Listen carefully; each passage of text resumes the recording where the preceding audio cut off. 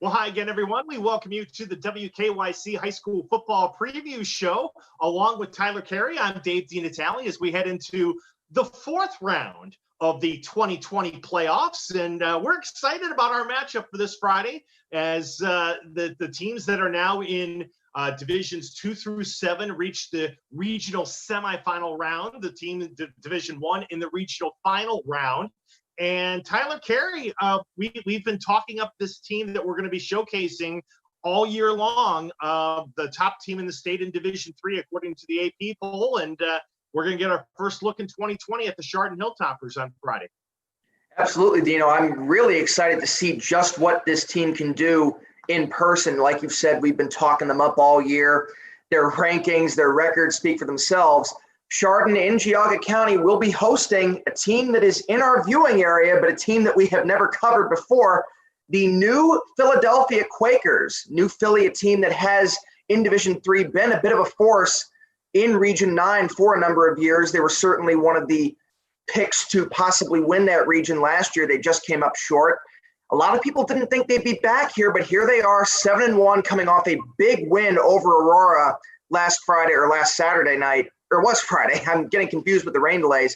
Last weekend in Tuscarawas County, a huge 3-touchdown win over the Greenmen, and now here they are in the regional semifinals with a chance to make a statement against a team that has just run roughshod over their competition all year. Yeah, and the Hilltoppers were one of the teams that I believe they had to come back and finish the game on Saturday. I mean, you're right. It was a crazy. We'll get to obviously our game that we weren't able to do because of the storm delay. But, Chardon, they've come across this year when you say, okay, that's going to be a challenge. Well, they got to play Kenston. That'll be a challenge. They've got to play Mayfield. That'll be a challenge. Got to play Riverside. That'll be a challenge. They've taken on all comers, and for the most part, they have demolished all comers. Well, let me put it to you this way, Dino. The Hilltoppers averaging 45 points a game throughout their 8-0 record.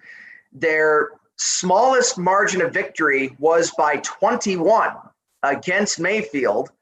They're only giving up 8.5 points a game. I think the most they've given up is 14 points. It is. I'm looking at that right now. And it's on both sides of the ball. They run that wing T offense that we've seen from them in the past. James Pettyjohn, over 1,000 yards, averaging more than 13 yards per carry. He's also their leading receiver, believe it or not, 6 catches for 106 yards. Again, we mentioned the wing T. Woody Hayes would be proud. And then on the defensive side, this is where I really think they're going to have to step up. They're going to slow down that New Philly rushing attack, which is pretty potent in its own right. Miles Mendesoon, the defensive end, very good player, committed to Iowa State with Matt Campbell, a local kid there. All the signs would point to Chardon having the edge in this game, but like we said, New Philly's been here before, and you know that they're going to be licking their chops to get an opportunity to get to that state, that regional final game next week. Yeah, Matt Dennison has been there for a long time with that Quaker program. I can remember they had an epic playoff game, I think 7 or 8 years ago against Aurora in Division 3 that literally went down to the last couple of seconds. But this is not going to be too big of a stage for the Quakers to be in this round. Coach Dennison will have them ready to go. And like you said, the Quakers can run the football, and that might be one of the few ways I think you can get to Chardon. You've got to keep that offense, ball control and clock turning offense that the Hilltoppers have. You got to find a way to keep them off the field so you can control the clock. And I think that's what the Quakers are going to have to look at, really playing ball control and winning that particular game. Well, and that's exactly what they did last week. Their defensive line, namely Danny Gonzalez and Mitchell Stokey, were able to get into the backfield against Aurora and have the quarterback running around all night long. He had over 240 yards passing, but he did have some costly turnovers, only the 1 touchdown pass. 38-17, they beat an Aurora squad that has got to be devastated that they're not going to get that rematch with Chardon. That was such a great game last year. I would actually be thinking that Chardon's probably disappointed they're not going to get that chance at revenge. But they'll take on all comers, and you mentioned New Philly. This is not a team that's going to be too too small for the moment. Any school that Woody Hayes once coached at, albeit it was over 80 years ago, is going to be accustomed to big games. We've talked for a while about just how stacked Region 9 is, just how wide open it can be. I think this year Chardon does have a little bit more of an edge on the competition than they have in years past, but I still think that this is a situation where you wouldn't be shocked whoever comes out of it. And even the winner of the game that they're going to play the winner of Canfield or Streetsboro next week, two very good teams. Canfield actually beat New Philly earlier in the year only by a touchdown. It's very fun to watch, and it makes for some exciting football. Yeah, it could be a potential rematch for Chardon against Streetsboro. Those two teams met in that round last year. That was one of our games of the week as we were in the playoffs. I think they played that game at Solon, if I remember right. And it was either Solon or it was in Bedford, one of the two, but ended up being a Chardon victory before they got knocked out by Aurora. But, we've said all year long, just kind of put a bow on our game the week before we start looking at other matchups. Mitch Hewitt has had them focused, I think, since probably the Saturday morning after the Aurora loss in the playoffs last year. Mitch was one of the most vocal advocates for getting the games and the teams back on the field during COVID in August. A disciple of Urban Meyer from Bowling Green. This is their shot. I really believe that, he looks at, the guys they have back, and you mentioned the two I think that are so important. Pettyjohn on offense, Mendozuna on defense. It's like, if it's going to happen, if they're going to break through and get back to a state championship, this is the time. It may never be a better time than this year.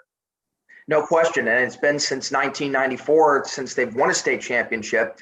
I do think that this is the best Chardon team we've seen in a very long time.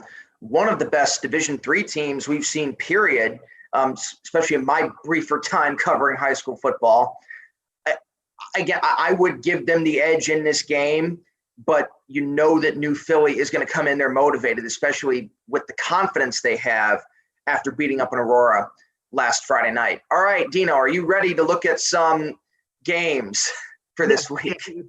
As you get the screensaver up, our apologies that we were not, Mother Nature, we can control many things. We couldn't control Mother Nature on Friday in Euclid, so we were unable to have the matchup that we wanted between Benedictine and Walsh Jesuit. Congratulations to the Bennies, though, for getting the win in overtime and in advancing. It's so bummed. We would have had back-to-back overtime games in consecutive weeks, but we were not able to be back to Saturday to do the game, so that's why we weren't able to cover it. But I'm excited to see who's left, TC.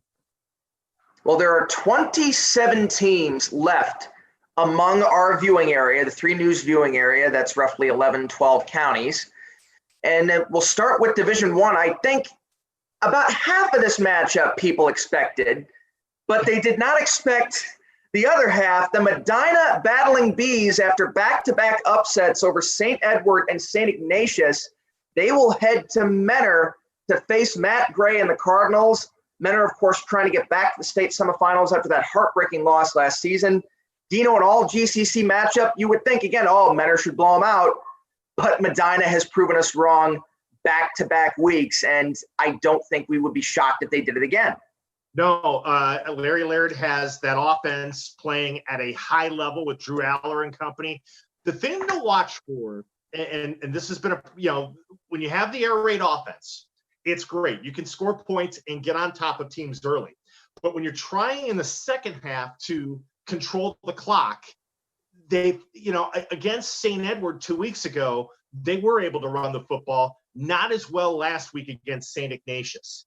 Keep an eye on that. If Medina has a lead in the second half, can they hold it with the kind of offense that they run with? We know they can come back. If Mentor gets on top of them by 14 points early, they're not going to panic because they can't score quickly. The question is, can they sustain it and control the clock down the stretch? But the fact, TC, when you beat St. Edward, that's one thing. Okay, it's a fluke. Maybe it's just Eagles had a bad day. But they controlled the game against Ignatius. It was not a fluke. They're just on that kind of a role right now, and they believe, and I think that's important. No question. Once you get that confidence, when you beat great teams like that, you feel like you can beat anybody, and that's going to be very important. Now, Menor has been here before. They're a lot more experienced in this position. That might give them an advantage, but we're just going to have to wait and see. All right, Division 2. We'll start with Region 5. Benedictine, who we would have seen last week, they will take on Archbishop Hoban. They only lost to the Knights by a touchdown in the regular season, so keep an eye on that. Could be a potential sleeper for Hoban. Maybe got to make sure they don't look ahead to next week's game. And the winner of that game will face the winner of the other regional semifinal matchup, Warren G. Harding taking on Hudson, team that we saw earlier this season.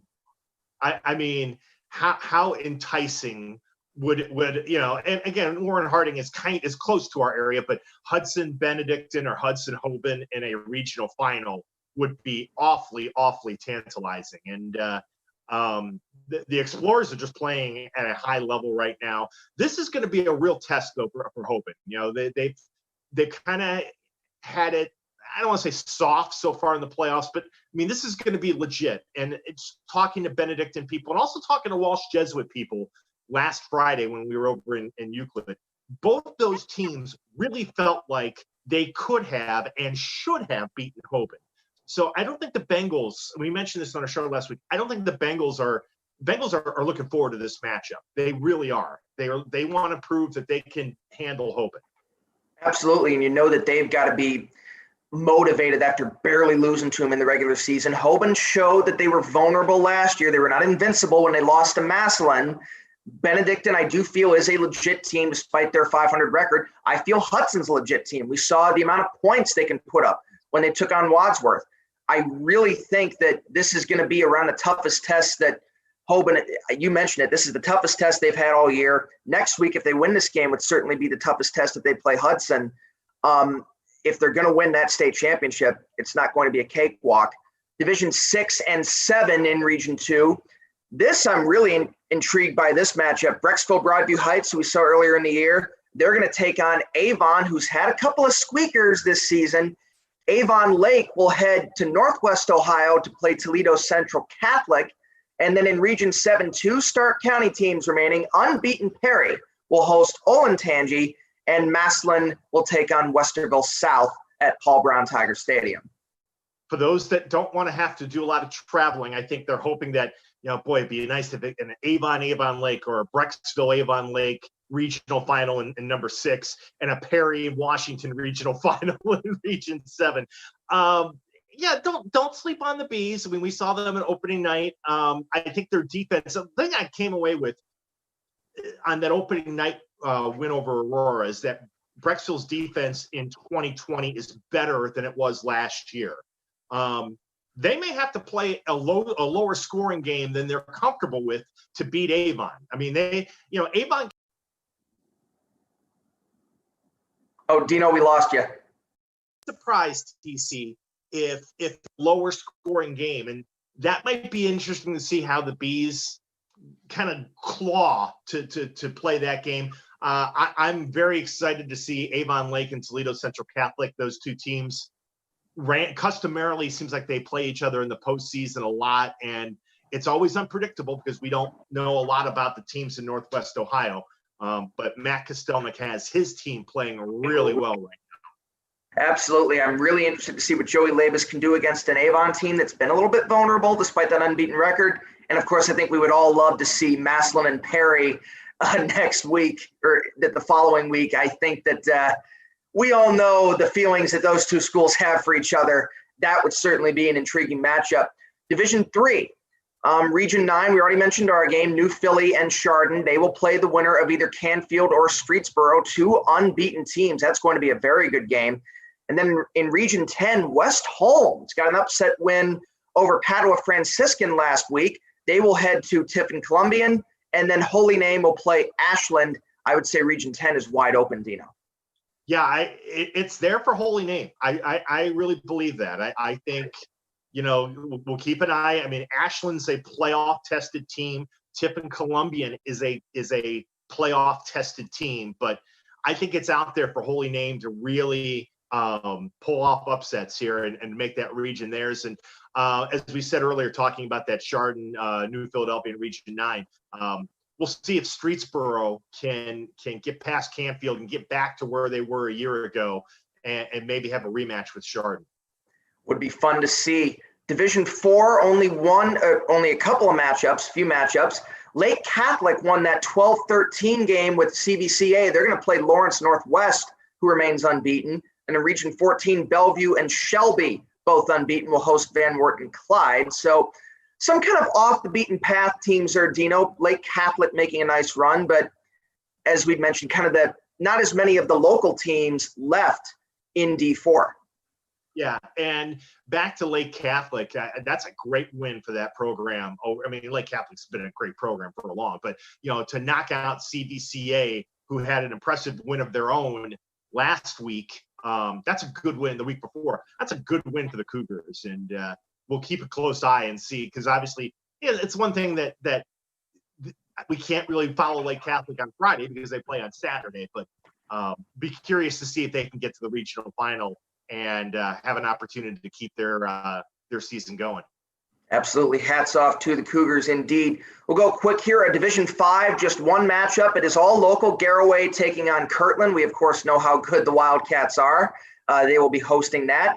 Division 6, Mogador gets a big win over Pymatuning Valley. They will head to Springfield in the New Middleton area.